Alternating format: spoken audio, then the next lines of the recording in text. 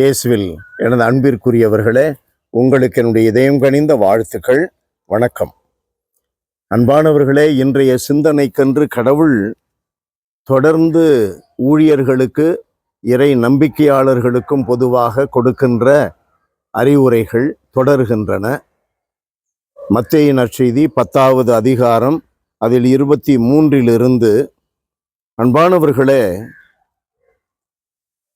நெருக்கடிகள், பிரச்சனைகள், தவறாக புரிந்து கொள்ளப்படுவது, விமர்சனங்கள், இவைகள் மத்தியிலே நாம் மனதிலே கொள்ள வேண்டியது, சீடர் குருவை விட பெரியவர் அல்ல, பணியாளரும் தம் தலைவரை விட பெரியவர் அல்ல.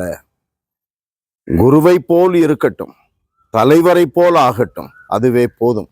ஆண்டவர் சொல்லுகிறார், என்ன நடந்தாலும் குருவை பின்பற்றுங்கள். குரு தந்தையினுடைய கட்டளைகளை பின்பற்றினார். சீடர்கள் குருவை போல ஆண்டவர் இயேசுவினுடைய குருவினுடைய கட்டளைகளை பின்பற்ற வேண்டும்.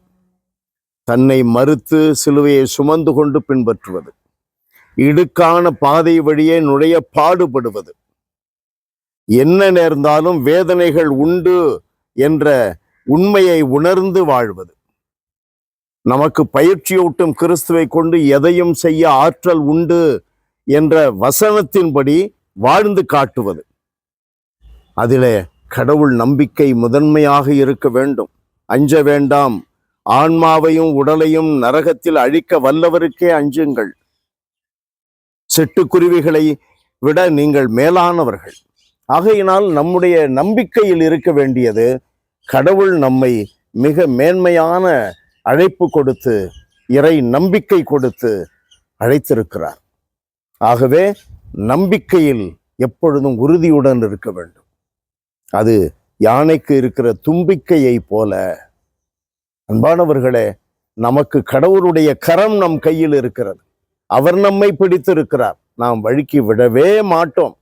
வையகமே புரண்டாலும், திருப்பாடல் 46, வையகமே, உலகமே நமக்கு எதிராக நின்றாலும் கூட, கடலிலே இருக்கிற மலைகள் கொந்தளித்து எழுந்தாலும் கூட, கடவுள் என்னோடு இருக்கிறார். இடுக்கணுற்ற வேளையில் அடைக்கல பாறை என்று நன்கு காட்டி உள்ளார் இறைவன்.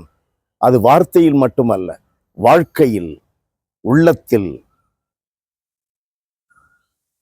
அன்பான எங்கள் கடவுளே, உம்மை போற்றி புகழுகிறோம்.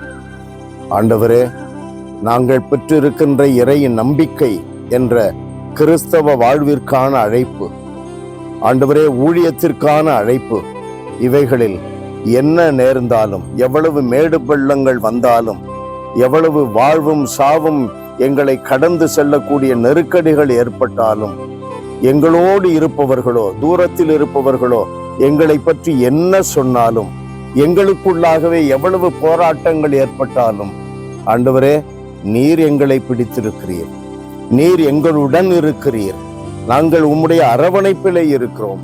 உம்முடைய தூதர்கள் எங்களை சுற்றி பாளையம் இறங்கி பாதுகாக்கிறார்கள்.